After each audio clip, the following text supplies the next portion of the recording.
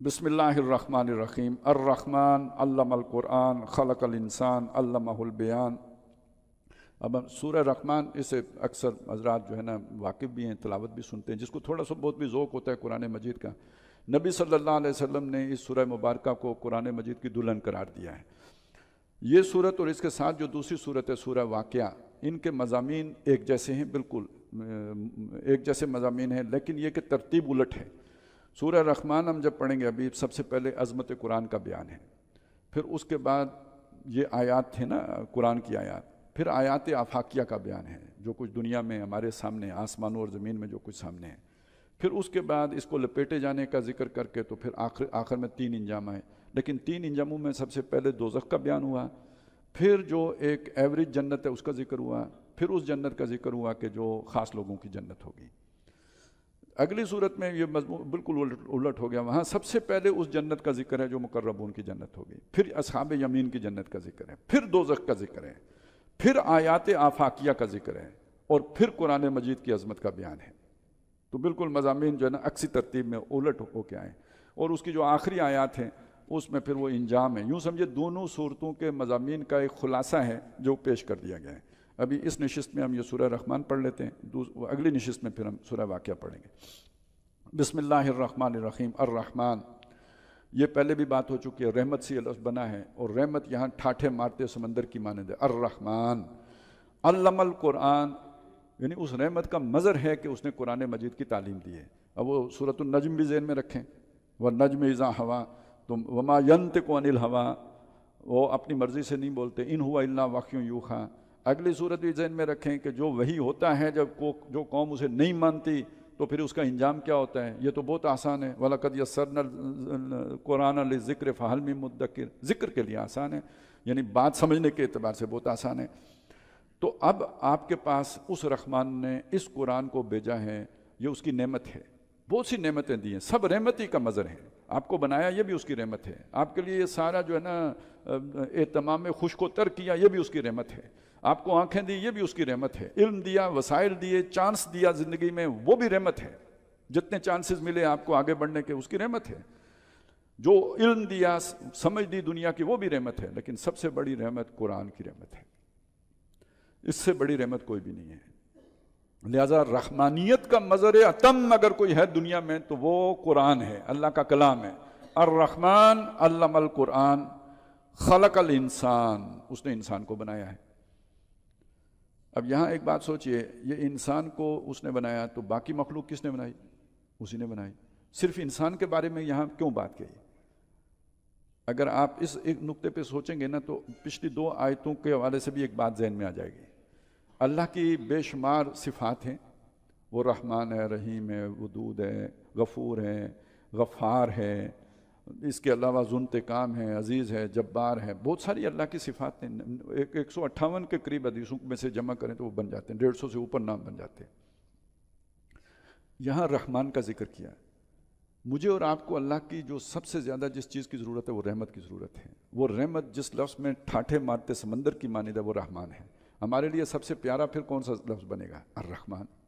اسی لیے آتا ہے نا جب جہاں اللہ محبت کا اظہار کرتا ہے تو رحمان کا ذکر آتا ہے۔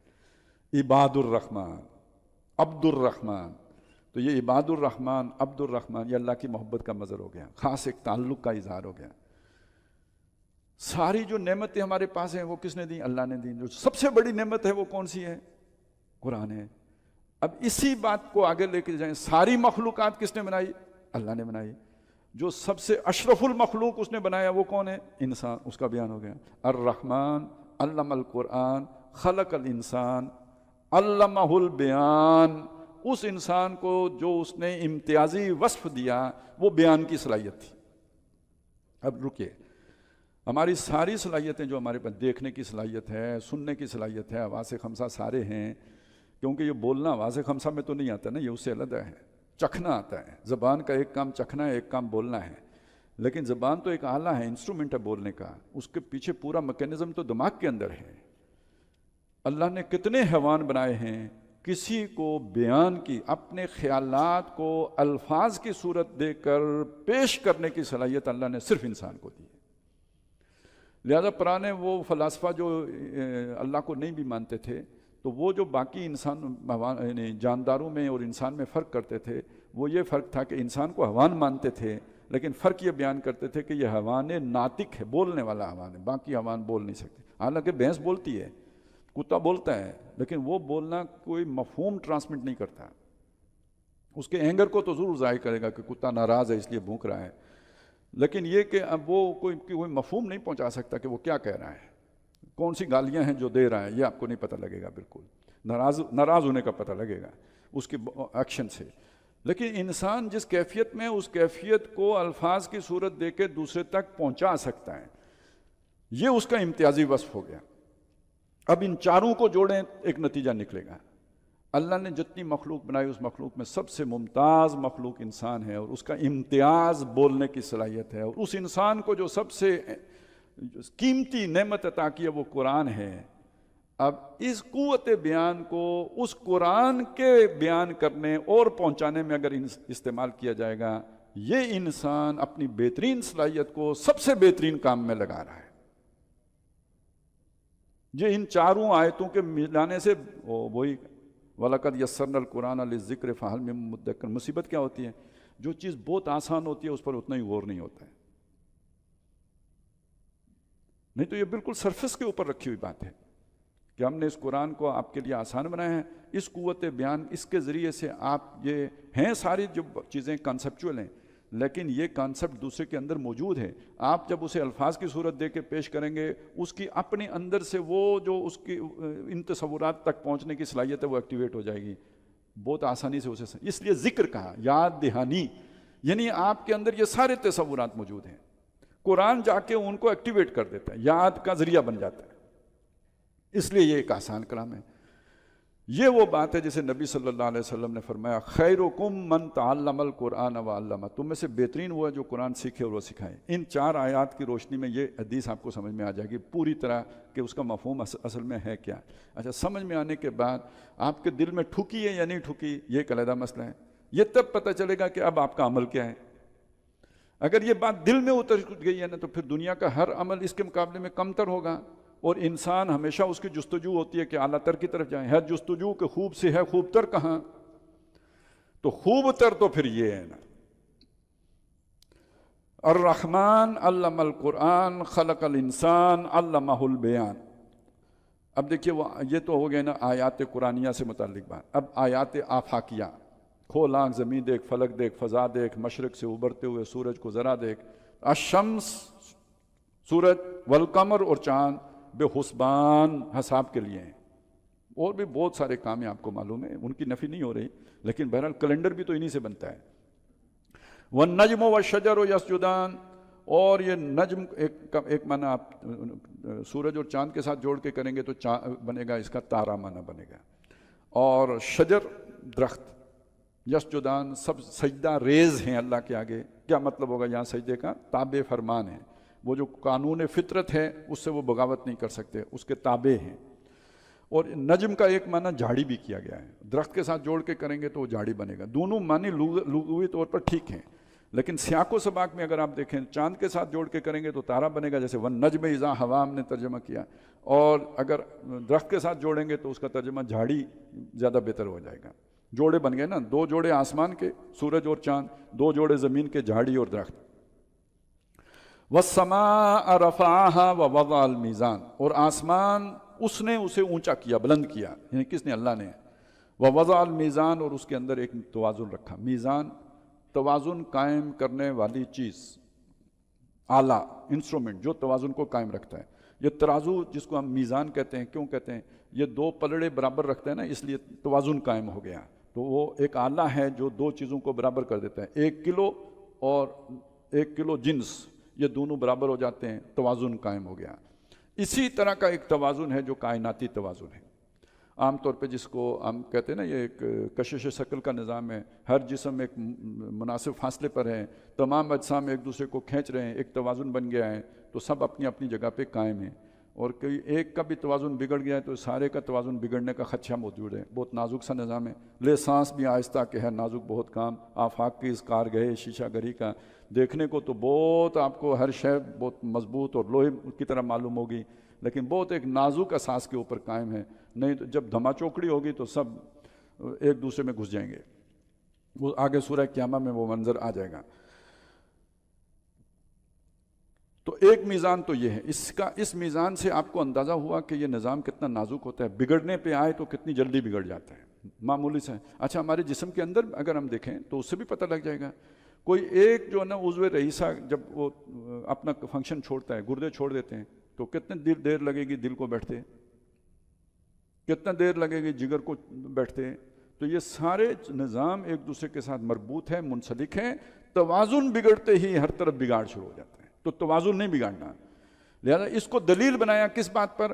اللہ تطغوا فی المیزان، میزان میں طغیانی نہیں کرنا. طغیانی کیا شے ہے؟ طغیانی سے سمجھ آئے گا کہ یہ کوئی اور میزان ہے جس کا ذکر کیا گیا ہے. طغیانی وہ شے ہے جس سے انسانوں کے درمیان توازن بگڑ کے فساد پیدا ہو جاتا ہے.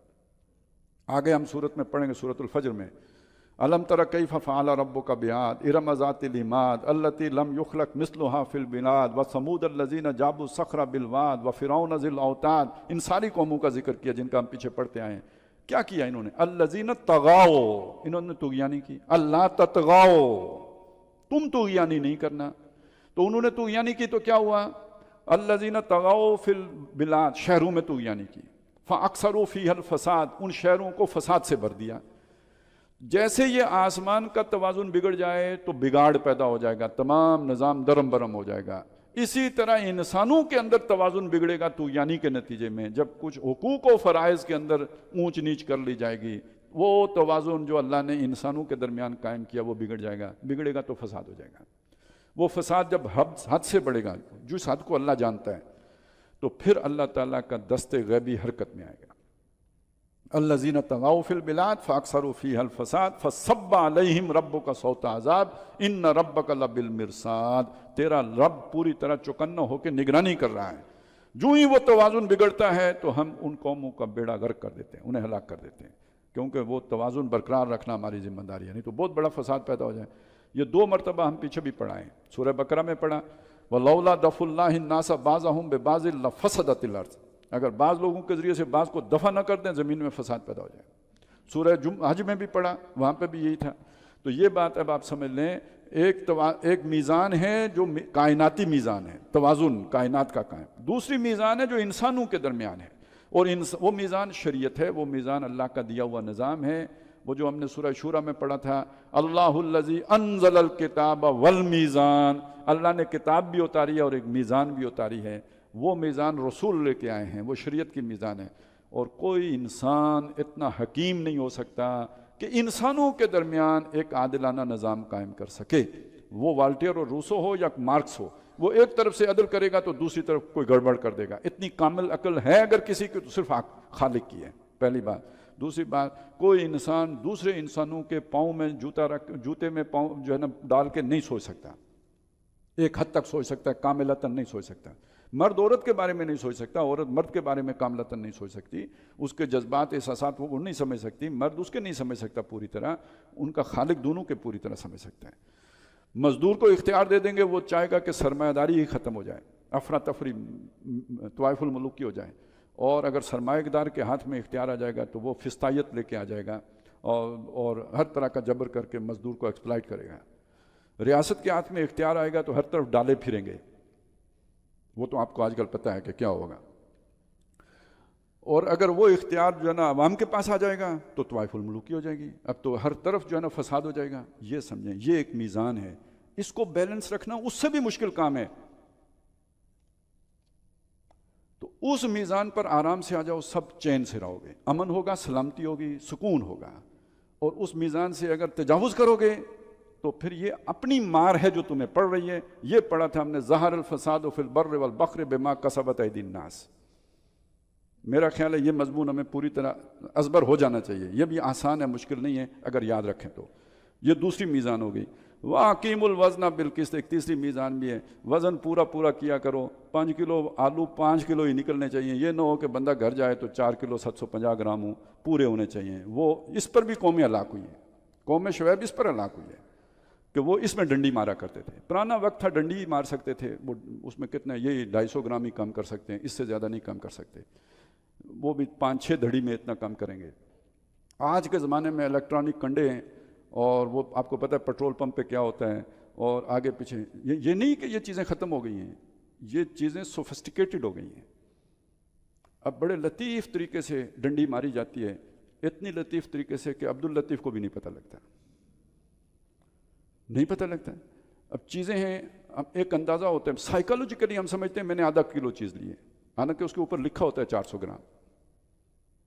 جس نے 500 گرام بھرتی کی ہے، دل نہیں کرے گا اس کے لینے کی، کیونکہ اس کے 10 روپے مہنگے ہیں، یہ 10 روپے آپ کو سستی، اس نے 10 روپے سستی لگا کے آپ کے نفسیات سے کھیل کر آپ کو 100 گرام چیز کم دے کر، وہ جس نے 10 روپے مہنگی لگائی ہے اس سے زیادہ نفع کما دیا ہے۔ اب اس کا حساب اللطیف ہی لے تو لے، عبداللطیف کو تو نہیں پتہ لگتا۔ یہ تیسری میزان ہے۔ تو 3 ترازو ہیں، ایک میزان آسمانی، ایک میزان ہمارے انسانی، اور ایک میزان اجناس کی میزان۔ اللہ تطغوا فی المیزان، تمہارا نظام بھی بہت بگڑ جائے گا اگر تم نے اپنی میزان میں اونچ نیچ کی، لیکن جن کے مفادات ہوتے ہیں ہمیشہ اونچ نیچ کرتے آئے ہیں۔ یہ جو ہے نا، یہ جدلیاتی مادیت اسی طرح آگے بڑھی ہے، اور اسی جھگڑے میں، اسی جدل میں، اسی فساد میں تاریخ انسانی یہاں پہنچی ہے۔ اگر یہ سب موتی اور فرمانبردار بن جائیں تو یہ بالکل امن سے، سکون سے، یہ جدل و جدال سے سب بچت ہو جائے گی۔ وَأَقِيمُوا الْوَزْنَ بِالْقِسْطِ وَلَا تُخْسِرُوا الْمِيزَانَ وَالْأَرْضَ وَضَعَهَا لِلْأَنَامِ، زمین کو ہم نے بچھا دیا ہے، اس کو وضع کر دیا ہے ہر طرح کے جانداروں چوپایوں کے لیے۔ فِيهَا فَاكِهَةٌ، اس میں پھل فروٹ بھی ہیں، وَالنَّخْلُ ذَاتُ الْأَكْمَامِ، کھجوریں ہیں جو غلاف میں لپٹی ہوتی ہیں جن کا میوہ، وَالْحَبُّ ذُو الْعَصْفِ، اور اس میں اناج ہے جس کے ساتھ بھس بھی ہوتا ہے، دونوں مکس ہیں، بھوسے تمہارے جانور کھاتے ہیں اور اناج تم کھاتے ہو، والریحان، پھول ہیں، پھول بوٹے ہیں، فَبِأَيِّ آلَاءِ رَبِّكُمَا تُكَذِّبَانِ۔ اب یہ جملہ اس صورت میں 31 مرتبہ آیا ہے۔ کہیں پہ اس کا معنی ہوگا اللہ کے کون کون سے احسانات کی جو ہے نا بے قدری کرتے ہو، کہیں اس کا معنی ہوگا کس کس نعمت کو جھٹلاتے ہو، کہیں پہ اس کا معنی ہوگا اللہ کی کس کس قدرت کا انکار کرتے ہو۔ یہ سارے معنی اس کے اندر موجود ہیں۔ اچھا، لیکن یہ تثنیہ کا صیغہ ہے، یہ قرآن مجید میں اس انداز میں خطاب جو ہے نا وہ اس پوری صورت میں اگر کہیں کیا گیا ہے تو واحد صورت ہے، اور یہ تثنیہ کا صیغہ جنوں اور انسانوں دونوں کے لیے، 2 فریق ہیں جن کو مخاطب کیا گیا ہے، ایک جن ہے ایک انسان ہے، اس کا ذکر درمیان میں آ جائے گا۔ جنوں اور انسانوں، اپنے رب کی کس کس نعمت کا انکار کرو، یہ پورا نظام تمہارے سامنے ہے۔ یہ آیات آفاقیہ، خلق الانسان من صلصال کالفخار، اس نے انسان کو بنایا ہے کھنکھناتی مٹی سے جیسے ٹھیکرا ہو۔ اب یہ مختلف بات آ گئی ہے، وہ جو آپ گارے سے چولہا بنا کے دیں جیسے اس طرح سمجھا ہے تو وہ غلط سمجھا ہے، یہ کوئی ٹھیکرا تھا جس سے کھنکھنانے بھی لگا تھا، اس سے بنایا ہے۔ وَخَلَقَ الْجَانَّ مِن مَارِجٍ مِّن نَار، اور اس نے جن کو بنایا ہے آگ کی لپٹ سے، یعنی وہ آگ کے شعلے کا وہ حصہ جو نظر نہیں آتا۔ فَبِأَيِّ آلَاءِ رَبِّكُمَا تُكَذِّبَانِ، رب المشرقین و رب المغربین، وہ 2 مشرقوں اور 2 مغربوں کا رب ہے۔ ویسے تو جو سورج کی حرکت ہے نا، ہر نقطہ ایک ہی وقت میں مشرق بھی ہے اور مغرب بھی ہے، جہاں کہیں سورج غروب ہو رہا ہوتا ہے اس کے لیے وہ مغرب ہے، جہاں طلوع ہو رہا ہوتا ہے اس کے لیے وہ مشرق ہے۔ تو ہر نقطے پر کہیں غروب ہو رہا ہوتا ہے کہیں طلوع ہو رہا ہوتا ہے، لیکن یہاں مشرقین و مغربین چونکہ یہاں سارا تثنیہ چل رہا ہے تو اس کو اس اعتبار سے جو ہے وہ بیان کر دیا۔ فَبِأَيِّ آلَاءِ رَبِّكُمَا تُكَذِّبَانِ مَرَجَ الْبَحْرَيْنِ يَلْتَقِيَانِ، اس نے 2 دریا چلائے باہم مل کر چلتے ہیں، بیچ میں کوئی اس کے رکاوٹ نظر نہیں آتی، لیکن بَيْنَهُمَا بَرْزَخٌ، ان کے درمیان ایک پردہ ہے، لا يَبْغِيَانِ، وہ ایک دوسرے کے اوپر بغاوت نہیں کرتے، یعنی مکس نہیں ہوتا، پانی علیحدہ علیحدہ چل رہے ہوتے ہیں۔ یہ خاص طور پہ سمندر میں جو گرم پانی کی روئیں ہیں، سرد پانی کی روئیں ہیں، تو وہ تو بہت ہی ایک عام سی چیز ہے، لیکن بعض دریاؤں کا بھی کہا جاتا ہے کہ جن میں میٹھے پانی کی رو اور کھاری پانی کی رو علیحدہ علیحدہ چلتی ہے۔ فَبِأَيِّ آلَاءِ یخرج منہما اللؤلؤ والمرجان، دونوں سے نکلتے ہیں موتی بھی اور مونگے بھی جو تم استعمال کرتے ہو، یعنی گہنے کے طور پر، زیورات کے طور پر۔ فَبِأَيِّ آلَاءِ رَبِّكُمَا تُكَذِّبَانِ وَلَهُ الْجَوَارِ الْمُنشَآتُ فِي الْبَحْرِ كَالْأَعْلَامِ، اور وہ جہاز بھی اسی کے ہیں جو سمندر میں ہوتے ہیں، اتنے بڑے جیسے پہاڑوں جیسے بڑے جہاز۔ اصل مالک تو وہ ہے، انسانوں نے بنائے، اگر وہ مادہ ہی نہ بنایا ہوتا تو کیسے بناتے؟ یہ دماغ، بھینس نے کیوں نہیں بنایا جہاز؟ تو انسان کو یہ سمجھ کس نے دی کہ وہ جہاز بنا سکتا ہے؟ یہ بھی اسی کی دی ہوئی ہے۔ تو اس اعتبار سے اگر آخری تجزیے میں جا کے دیکھیں گے تو اصل مالک وہی نکلے گا، اور دوسرے اعتبار سے جب یہ بساط لپیٹ دی جائے گی تو اس سب کا وارث کون ہے؟ آخری وارث بھی وہی ہے، تو ہر اعتبار سے اصل وارث وہی بنے گا۔ فَبِأَيِّ آلَاءِ رَبِّكُمَا تُكَذِّبَانِ كُلُّ مَنْ عَلَيْهَا فَانٍ۔ اب یہ ہے وہ بات جو سمجھنے کی ہے، یہ ساری جگمگ کرتی دنیا، آسمان کے تارے، یہ سارا نظام جو میزان پر قائم ہے، اور یہ ہستی کھیلتی دنیا، یہ بساط لپیٹی جائے گی، یہ ہمیشہ نہیں ہوگی۔ اس کو جو آپ نے ابھی چکا چون دے دی ہے سائنس اور ٹیکنالوجی کی مدد سے، یہ سارا گہنا اس کا یہ میک اپ اتر جائے گا، یہ سب ختم ہو جائے گی۔ کل من علیہا، ہر وہ شے جو اس کے اوپر ہے، فانی ہے، دائمی نہیں ہے، ہمیشگی کے لیے نہیں ہے، ختم ہونا ہے اس نے۔ وَيَبْقَى وَجْهُ رَبِّكَ ذُو الْجَلَالِ وَالْإِكْرَامِ، باقی تیرے رب کا چہرہ بچے گا، یعنی وہی ایک ذات باقی رہے گی جو بہت بزرگی والا ہے، بہت عظمت والا ہے۔ فَبِأَيِّ آلَاءِ رَبِّكُمَا تُكَذِّبَانِ يَسْأَلُهُ مَنْ فِي السَّمَاوَاتِ وَالْأَرْضِ، اسی کے آگے سوالی ہے جو بھی آسمانوں اور زمین میں ہے، کوئی چڑیا ہے، کوئی اشراط الارض میں سے کوئی کیڑا ہے، جو بھی شے ہے سوالی اس کے آگے ہے، یعنی ضرورت اس کی وہی پوری کر رہا ہے۔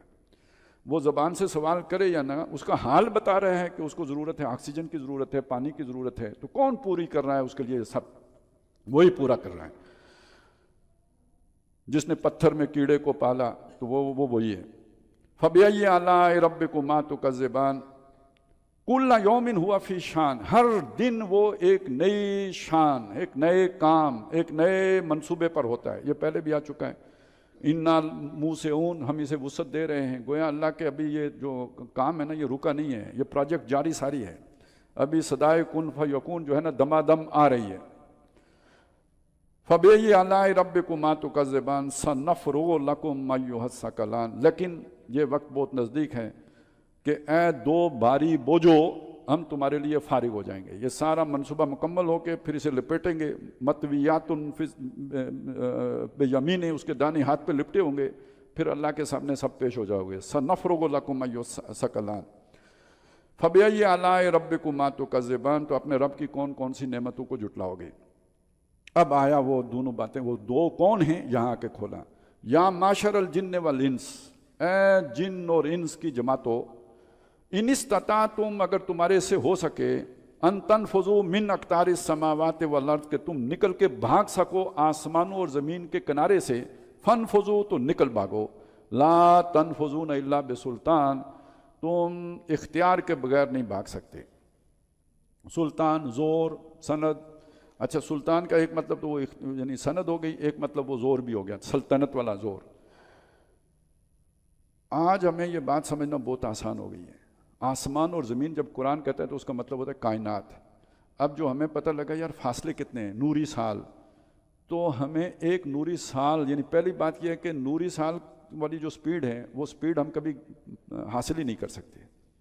حاصل کر بھی لیں تو اس رفتار سے بھی چلیں تو آپ سوچیں کائنات سے باہر نکلنے کے لیے ہماری عمر ہی ناکافی ہے۔ بات سمجھ میں آئی؟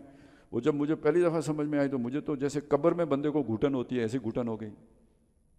ٹھیک ہے، یہ کوئی چھوٹی سی بات تو نہیں ہے یار، ہم تو ادھر پھنسے ہوئے ہیں، یعنی کہیں آگے جا ہی نہیں سکتے۔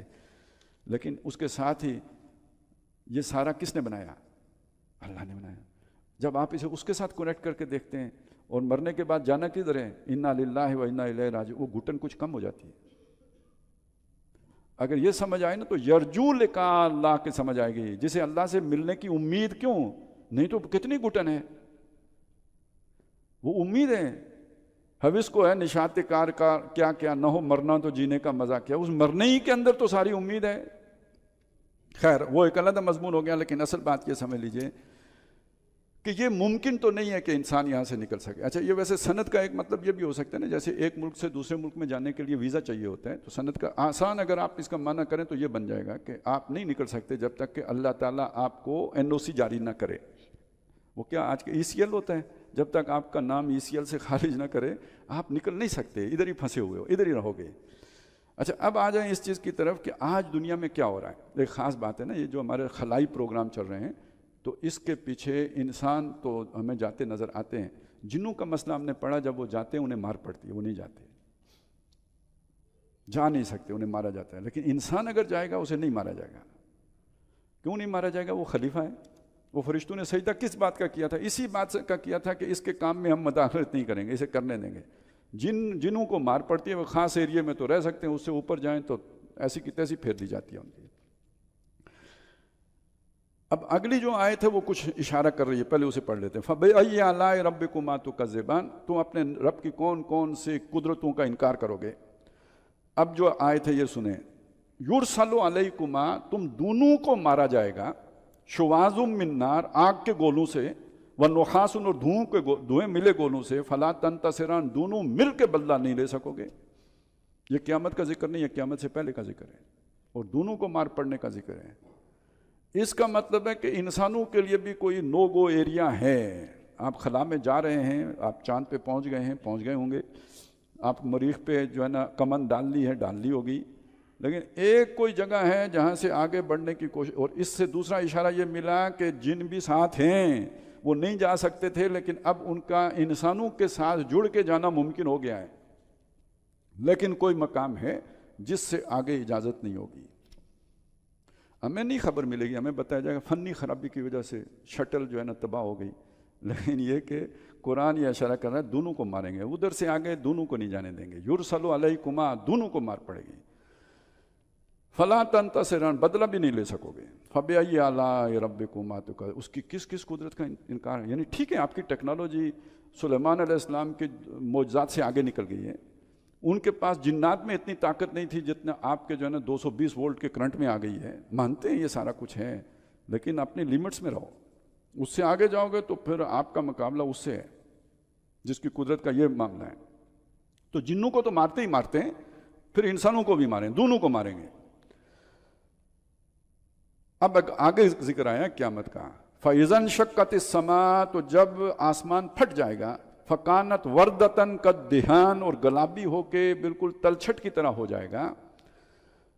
فَبِأَيِّ آلَاءِ رَبِّكُمَا تُكَذِّبَانِ، تو تم اپنے رب کی کون سی قدرت کا انکار کرو گے. فَيَوْمَئِذٍ لَا يُسْأَلُ عَنْ ذَنبِهِ إِنسٌ وَلَا جَانٌ، اس دن کسی انسان یا جن سے اس کے گناہ کے بارے میں پوچھا نہیں جائے گا. یعنی ایک تصور ہمارا یہ ہے نا کہ وہ کوئی لمبا چوڑا حساب ہوگا جیسے وہ ہماری سپریم کورٹ میں چلتا رہتا ہے، اس طرح کا مسئلہ نہیں ہے. وہ سسٹم ہے، اس سسٹم کے اندر خود بخود فیصلے ہوتے چلے جائیں گے، انسان سے نہیں. اور بڑا سسٹم کیا ہے؟ آگے آ گیا. یورف المجرمون بسیماہم، مجرم اپنے چہروں سے پہچانے جائیں گے. فیوخذ بالنواسی والاقدام، تو جو مجرم ہوں گے وہ پکڑے جائیں گے پیشانی کے بالوں اور پاؤں سے.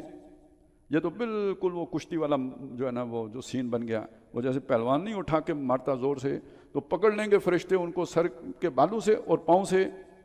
فیوخذ بالنواسی والاقدام فبأي آلاء ربكما تكذبان، اٹھا کے پٹکیں گے کدھر؟ دوزخ میں. هذه جہنم التي يكذب بها المجرمون، یہ وہ دوزخ ہے جسے مجرم لوگ جھٹلایا کرتے تھے. یطوفون بینہا وبین حمیم آن، اب اس کے درمیان اور وہ جو کھولتا پانی ہے اس کے درمیان چکر لگا رہے ہوں گے. کیوں؟ کھانا کھانے کے لیے جو ڈائننگ روم ہوگا تو ادھر آئیں گے، وہاں پہ کھائیں گے وہ شجرۃ الزقوم، کھا کے تو پھر وہ واپس نکلیں گے تو پیاس لگے گی تو اوپر سے پلائے جائیں گے جو ہے نا وہ پانی کھولتا ہوا. تو یہ کبھی دوزخ کے بیچ میں اور کبھی وہ کھانا کھانے میں، یہ ادھر ہی چکر لگاتے رہیں گے. یطوفون بینہا وبین حمیم آن فَبِأَيِّ آلَاءِ رَبِّكُمَا تُكَذِّبَانِ وَلِمَنْ خَافَ مَقَامَ رَبِّهِ جَنَّتَانِ. اب دوزخ کے ذکر کے بعد جنت کا ذکر آیا، اور دو جنتیں ہوں گی جو بھی ہیں، یعنی ایک جنوں کی جنت علیحدہ اور انسانوں کی جنت علیحدہ. فَبِأَيِّ آلَاءِ رَبِّكُمَا تُكَذِّبَانِ ذَوَاتَا أَفْنَانٍ، یہ جو جنتیں ہوں گی ان کی بہت ساری شاخیں ہوں گی، یعنی سٹینڈرڈ ایک ہوگا، شاخیں بے شمار ہوں گی. فَبِأَيِّ آلَاءِ رَبِّكُمَا تُكَذِّبَانِ فِيهِمَا عَيْنَانِ تَجْرِيَانِ، ہر جنت جو اس سٹینڈرڈ کی ہوگی اس میں دو چشمے ہوں گے بہتے ہوئے، یعنی ایک جنوں والی جنت میں اور ایک انسانوں والی جنت میں. یہ چشمے بہہ رہے ہوں گے، ان کا پانی نکل کے بہہ رہا ہوگا. فَبِأَيِّ آلَاءِ رَبِّكُمَا تُكَذِّبَانِ فِيهِمَا مِن كُلِّ فَاكِهَةٍ زَوْجَانِ، اس میں ہر قسم کا پھل ہوگا جوڑوں کی شکل میں. فَبِأَيِّ آلَاءِ رَبِّكُمَا تُكَذِّبَانِ مُتَّكِئِينَ عَلَىٰ فُرُشٍ بَطَائِنُهَا مِنْ اسْتَبْرَقٍ، وہ بیٹھے ہوں گے ان بچھونوں کے اوپر تکیے لگائے جن کے استر ہوں گے گاڑے ریشم کے. وَجَنَ الْجَنَّتَيْنِ دان، اور ان کے جو پھل ہوں گے باغوں کے وہ جھکے ہوئے ہوں گے کہ بھائی دور نہ ہو، وہ چڑھ کے اتارنا بھی مشکل ہوتا ہے بعض اوقات، وہ جیسے نہیں ہوتا انگور کھٹے والا معاملہ بھی نہ ہو، بالکل ان کی ریچ میں ہوں گے. فبأي آلاء ربكما تكذبان فیہن قاصرات الطرف، وہاں ہوں گی وہ عورتیں جن کی نگاہیں جھکی ہوں گی، مطلب حیا والی ہوں گی. لم یطمثن انس قبلہم ولا جان، ان کو اس سے پہلے نہ کسی جن نے چھوا ہوگا نہ کسی انسان نے چھوا ہوگا. فبأي آلاء ربكما تكذبان، تم اپنے رب کی کون کون سی نعمتوں کو جھٹلاؤ گے. کأنہن الیاقوت والمرجان، وہ ایسی صاف ستھری ہوں گی جیسے کہ یاقوت و مرجان ہوں. فبأي آلاء ربكما تكذبان هل جزاء الإحسان إلا الإحسان، تو نیکی کا بدلہ سوائے نیکی کا کیا ہے؟ جنہوں نے محنت کی، اللہ سے ڈرتے رہے، دنیا میں اللہ کے احکام کی خلاف ورزی نہیں کی، تو اس نیکی کے بدلے میں اللہ تعالیٰ ان نعمتوں سے انہیں ہمکنار فرمائے گا. وَمِن دُونِهِمَا جَنَّتَانِ، ان دو جنتوں کے علاوہ دو جنتیں ہوں گی. فبأي آلاء ربكما تكذبان مدہامتان، وہ گہرے سبز رنگ کی ہوں گی جیسے سیاہ ہو گئی ہوں. یعنی سبزہ جب بہت زیادہ گہرے رنگ کا ہو جاتا ہے تو اس میں سیاہی مائل ہو جاتا ہے، اس طرح پتوں سے جو ڈھکی ہوئی ہوں گی. اب یہ ان میں سے اعلیٰ جنت کون سی ہے اور دوسرے درجے کی جنت کون سی ہے، یہ اگلی صورت میں بالکل کھل کے سامنے آ جائے گا. فیہما عینان نضاختان، اس میں جو چشمے ہوں گے وہ ابل رہے ہوں گے. دیکھیے پہلے چشمے وہ تھے جن سے پانی نکل کے بہہ رہا ہے، یہ چشمہ جو ہے نا جیسے وہ فوارہ نہیں ہوتا اس طرح پھوٹ رہا ہے پانی اس کے اندر سے، جیسے کہتے ہیں آب زمزم کا معاملہ شروع میں اس طرح ہوا تھا. فبأي آلاء ربكما تكذبان فیہما فاکہۃ ونخل ورمان، وہاں کھجوریں ہیں، میوے ہیں، انار ہیں. فبأي آلاء ربكما تكذبان فیہن خیرات حسان، وہاں بہت نیک اچھی عورتیں ہیں اور خوبصورت ہیں. فبأي آلاء ربكما تكذبان حور مقصورات فی الخیام، وہ حوریں ہیں جو اپنے ہی خیموں میں رکی رہنے والی ہیں. یعنی یہ کہ انہیں ادھر ادھر گھومنے پھرنے کا اتنا وہ شوق نہیں ہے، گھر میں رکنے والی ہیں. جیسے آیا تھا وقرنا فی بیوتکن، اپنے گھروں میں قرار پکڑو یا وقار سے رہو، تو یہ وقار سے خیموں میں بیٹھنے والی ہیں. فبأي آلاء ربكما تكذبان لم يطمثن انس قبلهم ولا جان، ان کو نہیں چھوا ہوگا اس سے پہلے نہ کسی انسان نے نہ کسی جن نے. فبأي آلاء ربكما تكذبان متکئین علی رفرف خضر وعبقری حسان، وہ تکیہ لگائے بیٹھے ہوں گے، سبز جو ان کے مسندیں ہوں گی ان کے اوپر، اور جو بچھونے ہوں گے جن پر وہ ہوں گے بہت ہی قیمتی. فبأي آلاء ربكما تكذبان تبارک اسم ربک ذی الجلال والاکرام، بابرکت ہے تیرے رب کا نام جو بہت بڑائی والا ہے، جلال والا ہے، بہت عظمت والا ہے، اکرام والا ہے. بارک اللہ لی ولکم فی القرآن العظیم ونفعنی وإیاکم بالآیات والذکر.